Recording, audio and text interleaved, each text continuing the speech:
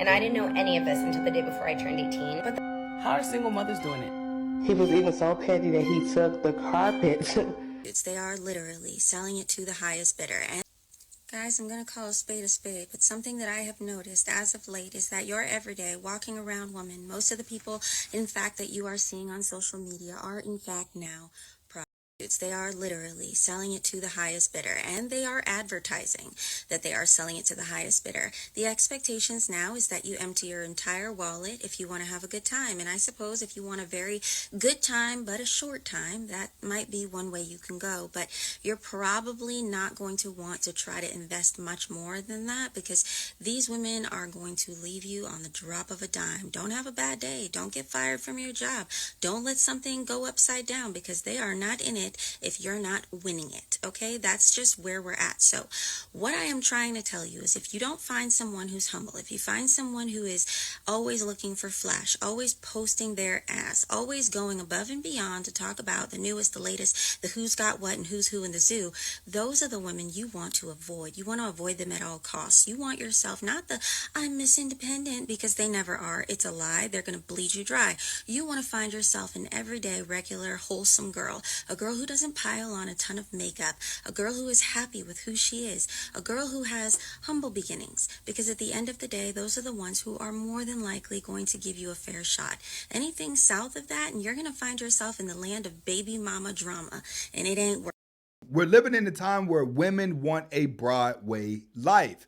And they're at the point where they're like, all of these men out here are so thirsty, I'm going to make them pay for it. I personally blame hip hop rap music, because the first form of manipulation normally comes through popularity in music. So why is there a pregnancy test in the bathroom? Because I took a pregnancy test. So you weren't going to tell me? No.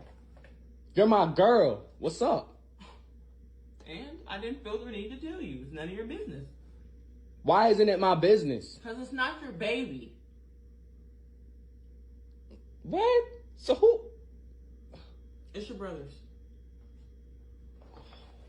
It's not my brother's. It's your brother's. You wasn't here. You don't be here. You don't take care of nothing. So, When I can't ask that's you. crazy. It's not even no random. It's my brother of all people. That's who comes when I need help. You're not around. Wow, that's I can't come to crazy. You know what?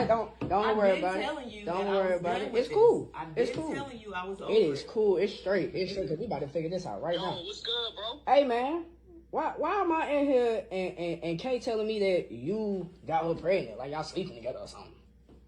Tell me she crazy. Tell me she wrong, bro. We're really going. Bro, you know me, bro. When your own brother says, you know me, bro, that means he has already smashed. He's already a step ahead of you. so my bio mom ended up telling her husband at the time the truth, that she cheated on him with a black guy. He obviously wasn't very happy about that, but they said, you know what, we're gonna keep this a secret. We're gonna pretend that this is our fourth baby, because they had 3 other children already. So all of their friends and family thought that my birth mother was pregnant with baby number 4. But then they were like, realistically, what are we gonna do when the baby, aka me, was born? And my biological mom was like, I know what I'm gonna do. She said, I'm gonna tell them that the baby is a stillborn. And so when August 31st, 1996 rolls around and I'm born, she obviously gives me up for adoption to the 2 greatest parents I could ever ask for. And then once my parents took me away, she said that her friends and family sent balloons and flowers and cards and all of these things saying, I'm so sorry for your loss, because she had told them that I had died at birth. And I didn't know any of this until the day before I turned 18. But the absolute craziest part about all of this is that they have no idea to this day that I was born. She cheated. The husband's like, hey, just get rid of the baby. You know what I'm saying? And then we'll tell him we got rid of the baby. Get in the comments to let me know. What would you have done if you were the father? Got home and my husband has completely cleaned out the house. I just can't believe this. He was even so petty that he took the carpet, the carpet that he put down. I mean, really? So that's what men doing now? Like, you leave and you start pulling up everything that you paid for? Wow, guys, like, I really don't believe this.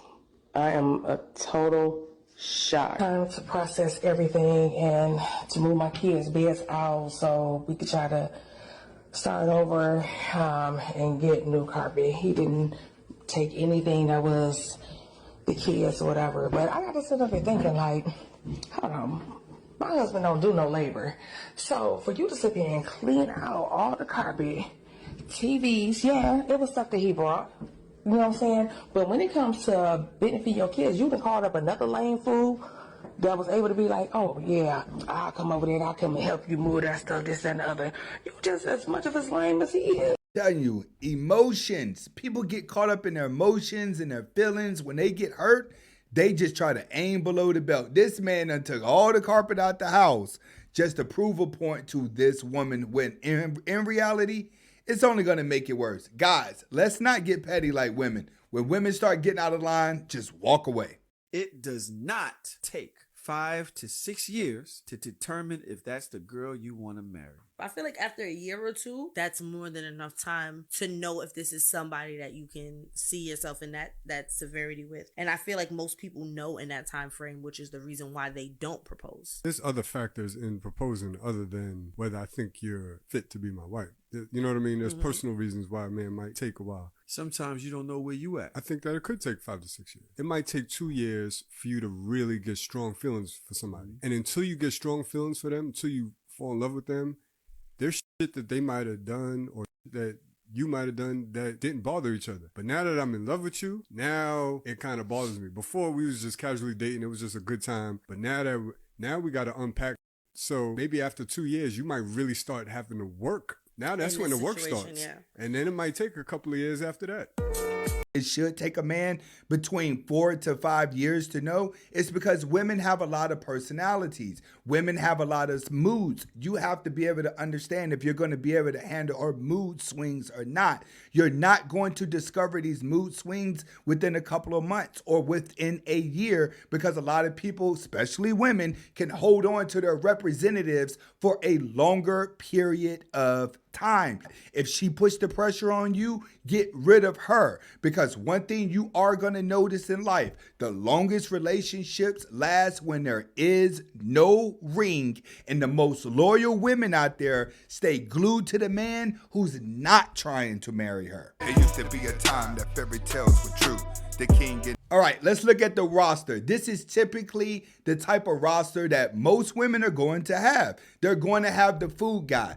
That's the guy that's going to take her to the expensive restaurants that all the other guys are not going to take her to. But that's also the guy that's not going to smash, and he's going to be okay with it. That's why he's going to be the food guy, because he's going to know as long as I tell her I'm going to pay for dinner, then I at least get some type of friendship. He's in the friend zone. No, he's in the friend zone, but he's hoping one day she let him out of the friend zone. Until then, he's going to use his wallet and food to be next to her. Avoid being this guy. If you're the one paying for food and not getting much, you're the food guy. Next guy, the listener. You're the one that's going to be text messaging the most. You're the one she's going to be calling up randomly, but then when you want to hang out, she's going to be gone. Why? No other guy is picking up the phone, and her boring stories are causing other people to drown her out. When you're the listener, you're another guy in the friend zone thinking that the more she calls you, tells you her problems, you and her are getting closer. No, homeboy, everybody else is avoiding her because they done heard the story already.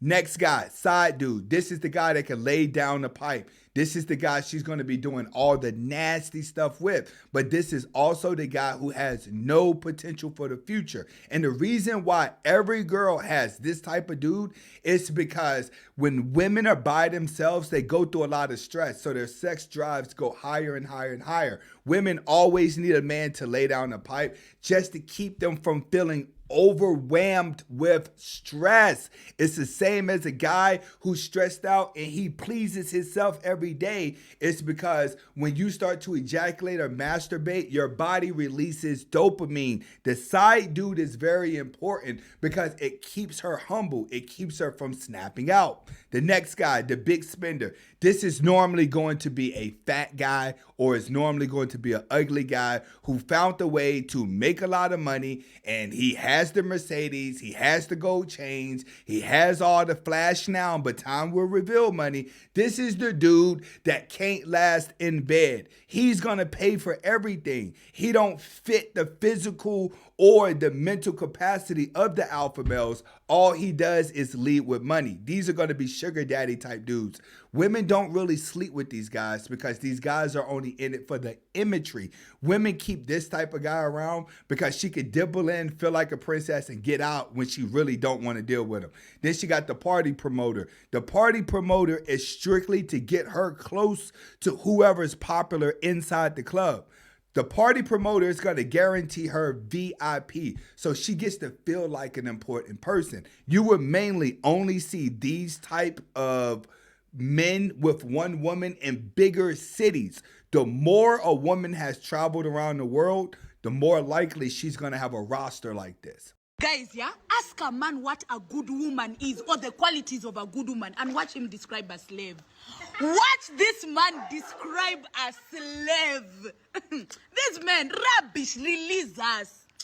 Guys, yeah, ask. When women become conformed to being independent, they don't know how to do anything that a submissive woman is going to do. To them, that's slavery because they have to do their job, go home and do that as well. That's just extra stress added on to what they're already doing. But if they take out the fact that most women are probably not driven, most women are not trying to start a business, most women are not trying to be successful. A lot of women want to be taken care of. So a man is always speaking from the point of a woman who wants to be taken care of, not a woman who wants to take care of herself, because only a woman who wants to take care of herself is going to think doing regular work is slavery. Now, riddle me this. If it takes two incomes to support a household so men can't do it by themselves, how are single mothers doing it? They have 3, 4, 5 kids. How are they doing it? And I pay mortgage. I don't get Section 8. So explain that. There's only a small percentage of single mothers out here who are not on Section 8. And on top of that, a lot of single mothers have grandma to babysit, have aunties to babysit. They have a support system around them. Every woman I've seen with 3 or 4 kids got a grandmother that watches them majority of the time. Okay, this is for men. If you are not confident in your masculinity, in your ability to protect and provide, you will automatically put her in a survival mode. She will be there automatically, okay, without even thinking. She will be there because she doesn't trust you. And once she's there, she will look like a man. In terms of attitude, she will act like a man. She's not going to be soft and giving. You know why? Because she's surviving. She doesn't trust you. She's scared. And stop giving adjectives to this behavior, calling these women or these situations as condition of femininity. You know why? Because we are the product of our environment. As a man, as the king, as you guys like to call yourself king, you should be ashamed of yourself for even saying that. You should be proud to provide and protect, and you should be proud of your masculinity. You know what I'm saying? You should be proud of these things. Protecting, providing, those are things that kings do with pride, without being asked, without being taken to the court. You know what I'm saying? You should be ashamed. And you coming here saying you're king. You're not a king. I don't think she's understanding the angle of where men are speaking from when they start talking about aggressive women and women that may act more dominant. In most cases, women are acting dominant in situations that doesn't even require dominancy. We're talking day-to-day conversation. We're talking just walking down the street. We're talking about some, hey, what's up, ladies? That's when women are still in survival mode in situations that doesn't even require them to be in survival mode. This is probably the type of black woman that every black man hates. And that's the one that gave herself the princess treatment. She tells herself, I'm pretty, I'm this, I'm a doll, I'm that. But the rest of the world is not adjusting to it. When you get around these type of women, This is delusion at its finest, and their delusion is so high that it actually makes you mad, because even just sitting up trying to have a conversation with them, they always speak from a smart ass point of view or like a bougie type point of view. When I get around these type of black women, I leave these black women alone, bro. Like, if you ask me, these are the ones that have really gave a black women the bad names. You can never see the true character of a woman when you are providing and giving her everything. Wait until you lost your job, you are sick, or your business crumble, and there is no income coming from your side. When the woman take over the responsibilities, the bills, the feeding, and etc. Oh my God, that's when you will see the true colors of a woman. That's where you will see abuse, you will see cheating, you will see arrogance, you will see disrespect, and the rest. I pray it never happened to you. And she's right. This is why it is extremely, extremely, extremely important for a man to have his life together before he starts seeking women. A man must be striving to be the best version of himself or have his vision and allow the woman to adapt to him. Because when times get hard, trust me, falling into survival mode, a man can't be around a woman in survival mode. A study was done with infants where an obstacle was placed between the infant and the mother. The boy infants would try to knock over, climb, or move the obstacle, and the female infants would cry. So the boys would try to problem solve, and the girls would just vocalize their distress. We see it in infants, where boys are problem solvers and girls just want to hear, they want to be heard that they are not okay right now. I think that's pretty self-explanatory. If you're on Patreon listening to this, you've heard us say over and over again that if you go to your man with anything, his first instinct is going to try to problem solve. So if you are just venting, it needs to be stated, hey babe, I'm just venting. I'm fucking going through it and I need you to have a bitch sess with me. Not meaning that he's gonna sit there and bitch with you, but you can sit there and just bitch all you want and he will listen. And I don't know, if you want him to brush your hair or something, say that. But boys are born with the instinct to problem solve to get to where they want to go. And this goes back to the marriage thing. This is why you wait so long to get marriage, so you're understanding the difference between the woman you're with venting and then the actual problem that you're going to have that you have to solve. Men go crazy in a relationship when a woman is complaining all the time and his brain is filled with things that he has to fix. That's what makes a man problematic in the relationship, and it makes relationships go sour fast because she's just venting. But every little vent that she's doing for attention, a man is calculating how to fix it. And when he realizes that he's been wasting energy on problems that he never did need to fix in the first place, that's when he starts to lose his mind.